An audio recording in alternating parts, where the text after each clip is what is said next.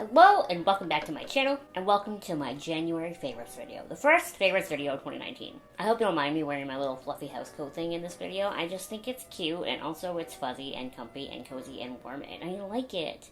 And it's currently like minus 30 degrees Celsius outside, which is freezing for the average person, but if you saw the Dynamite clothing haul that I did a couple months ago, I bought that like black knitted dress with like a turtleneck, so I wore that dress today thinking it was like gonna be really warm and nice because it's so cold out, and oh my god, I was frying.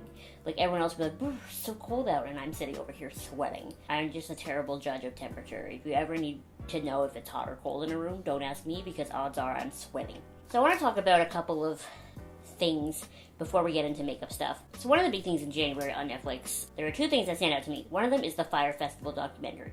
Now, that is just so funny to me because this is going to sound so mean, but I just love watching rich people be stupid with their money.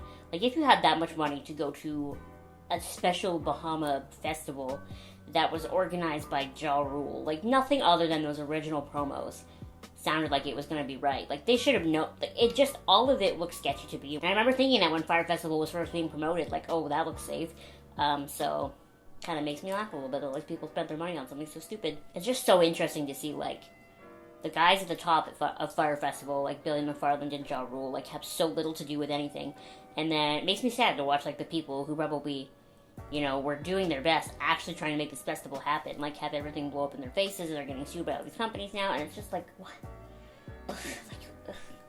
what a mess. And then the other big thing on Netflix this month, of course, was the Ted Bundy tapes. Now, if you know me, I'm a little weird, and I do love stuff like that, so I watched those in like a day on the 30th anniversary of his execution, nonetheless, and they're so interesting. Something about Ted Bundy that I think people are so quick to forget is that his whole thing was that he was charming and handsome. I mean, I don't think he was handsome, but I guess by the 70s standards he was handsome and charismatic, and no one thought he could possibly be guilty of these crimes, and that's why it's so scary that he was, because, you know, when you think of a serial killer, you think of, like, the weird loner guy who, like, doesn't know how to talk to people, and, you know, you think of more of that type and not the charismatic type, which is why Zac Efron is so perfect to play Ted Bundy in the movie, and he looks perfect, and it looks like the Ted Bundy movie with Zac Efron is going to be so good, and it just infuriates me when people get mad at the trailer for the movie with Zac Efron in it, and they're like, it's too lighthearted, he's too charming, blah, blah, blah, it's not good for a serial killer. And while I get what they're saying, because in theory it looks like they're trying to glorify a serial killer, that's kind of the case with Ted Bundy. You know, they couldn't have Zac play this, like, dark guy who didn't talk and was, you know, blah, because that's not the truth of what Ted Bundy was. Ted Bundy had everybody fooled. In the tapes, there's, like, the one judge who, you know, they find Ted guilty, and the judge still says, like, you seem like a great guy. I would have loved to see you practice law in front of me. Like, what? How could you be a judge on one of his cases and still think that? But he had everybody fooled, and except for his one girlfriend. She fucking knew. She tried to tell the cops. They could have saved so many lives, but nope. Just saying. But it looks like a really good movie, and I love that the director of the Ted Bundy tapes is also doing the movie. So, like, when you watch the trailer for the movie, you can, like, point out different events and you know what's going on. Like, it's just such a good idea, you know? Someday they're gonna have to do the Bruce MacArthur movie and, like, a Bruce MacArthur documentary, and it's gonna be terrifying because he just looks like everyone's generic, like, dad or uncle or father-in-law or whatever, and no one's gonna ever be able to trust anybody ever again.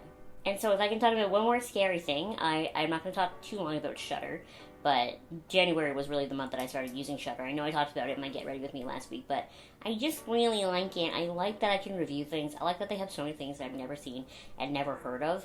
Their library is not even half as extensive as Netflix, but in a way that almost helps you narrow it down more. Like, sometimes Netflix has too many options. Like, do I watch Lord of the Rings for the 300th time, or do I watch something new? And then I always end up just watching Lord of the Rings again, because I get emotionally drained from trying to make decisions. So I like that there's not a humongous selection, but they have some good stuff, and I enjoy filing through them, and, you know, that's me, sitting here in my pink, fluffy housecoat with my blue makeup, and I'm watching people get murdered. Speaking of makeup, let's talk about that now. That seems more your speed. So it's no secret that I love the Too Faced Peach Perfect foundation. This one is in the shade Swan. This one's in the shade Porcelain. That's why I have two. This one's almost empty, whereas this one is pretty much full. I mix them together. I wore these foundations together pretty much every day in January, and I just forgot how nice this foundation looks. Like, it's so matte, and it's got so much coverage, and it just looks nice on my skin. Like, I forgot how great this is and how much I love this. My skin has been like acne city lately. Like, it's been so bad, so I needed to get back to using a foundation that was more full coverage until it figures out what the hell's going on. Then I remembered that I had these, and I saw them over on my little thing, and I started wearing them because they're fuller coverage, and I love them. And I have already mentioned to you the Fenty Beauty Foundation. You have not seen the Tuesday review video of this still, but I really like this foundation. I bought it. I would compare these. I would say these are both really great foundations. If you like one, you're probably going to like the other. They're both very matte, so if you have dry skin, you're going to really need to hella hydrate your skin underneath. Like, hella hydrate. I will say that the Fenty Beauty one oxidizes quite a bit on my skin. Like, I'm wearing it right now, and when I look in the mirror, I feel like I look dark, but then when I put my hand beside my face, I kind of match, whereas I think my face is probably usually too pale. This is in the shade 150, by the way. So the Fenty one definitely oxidizes, and I feel like it doesn't do quite as good of a job hanging onto my face all day and looking perfect the way the Too Faced one does, but I like them both just the same. I'm glad I had this, even though it was expensive and I couldn't afford it. Speaking of Fenty, when I bought the foundation, I also bought the Gloss Bomb in the shade Fussy. I've heard people on YouTube call it Bossy. No, it's an F. It's Fussy. It's just so pretty. I had never had any interest in any of her other gloss bombs because they were kind of like warmer toned, and that's just not me as much. I definitely like pinky or blue-based pinkies on me. So when she launched this one, I just thought it was so pretty, and I am wearing it right now with the Fenty foundation. And it's just so pretty. It's not sticky. It was one of those things that was stupidly priced, and I still bought it, and I really don't have a regret. Like, I do wish I had money still, but I'm really glad that if I'm not going to have money, at least I have a nice lip gloss, you know? And also, I know I just talked about Fenty. Let me go back to Too Faced for a second. I kind of forgot that I had the white peach palette. It had moved its way to the back of my overflowing palette drawer, and then I hadn't seen it since. And I don't think I dropped it, but somehow the shade Peach Ice met an untimely death over here in the corner. And then this one over here, Peach Passion, has started to like lift itself out of the pan. I don't know what happened. I really don't think I dropped this. But these two top rows, and this one anyway, are the only shades I use. Like, I never use these sparkly shades, so whatever. This palette is so pretty for someone as fair as me. Like, it doesn't have too much pigment, but it has enough to like have impact. It blends so easily. This is what I consider everyday shades, these top two rows. I can either go kind of warmer or kind of mauvier, and that's great. I used pretty much all the sort of pinky mauve shades today with my blue liner, but it's not liner. It's actually just a blue eyeshadow from the Huda Sapphire palette. But it's just, this is such a nice palette, and I wish it wasn't falling apart. But it is, unfortunately. But again, like I said, the two shades that are breaking are shades that I didn't really use anyway, so whatever. I just feel like if you're really pale and you're looking for a really easy, user-friendly palette, this is a nice one. Now, in January, in one of my few trips to Winners, I picked up the W7 Romance palette. Now, W7 is a British brand, and so really I've only ever seen them here in Canada in Winners. And they make a lot of sort of Dupes type palettes at quite a fraction of the cost of the original palette, and the quality is pretty good. So this Romance palette cost me $10, and it is very clearly supposed to be a dupe of the Anastasia Beverly Hills Soft Glam palette. Now, I was going to do a whole video about my thoughts on dupes, but then a bunch of other YouTubers beat me to it, and I still might make one, but I doubt it at this point, because I'm conflicted when it comes to dupes. Because on the one hand, like, Anastasia Beverly Hills, as a brand, whoever designed that palette, probably Norvina, like, that is her baby. Like, she slaved over the colors, she slaved over the design, she, like, picked all of it out. She worked hard to build that palette, so I feel like it's unfair for another brand to just come out and copy it.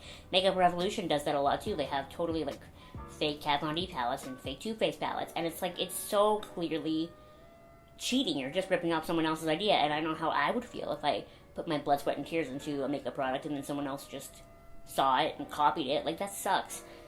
But on the other hand, I feel like it's classist to be like, well, why don't you just buy the original? Because the original was like a $50, $60 palette, and this one was $10. I have bought Anastasia Beverly Hills palettes. I like them, but I can't always afford palettes like that I want, but I can afford $10 palettes.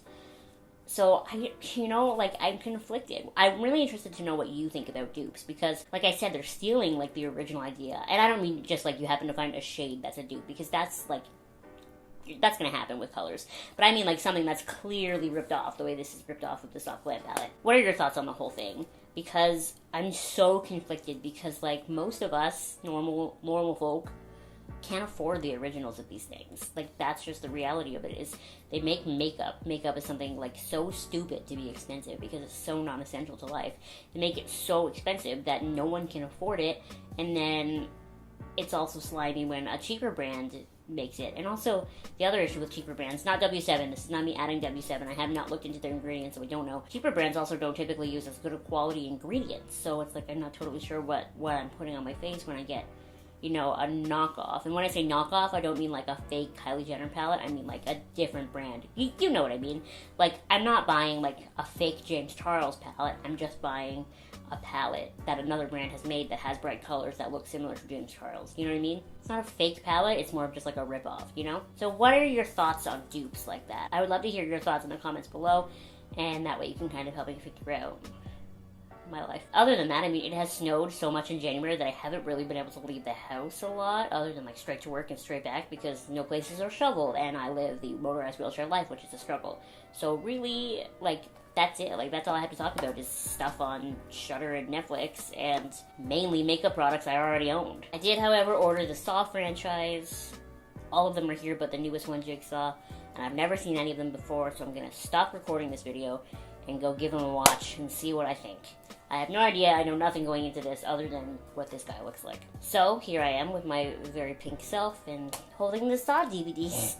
What did you love in the month of January? Make sure you let me know in the comments below, because I would love to hear what you love, and then I can check it out. And yeah.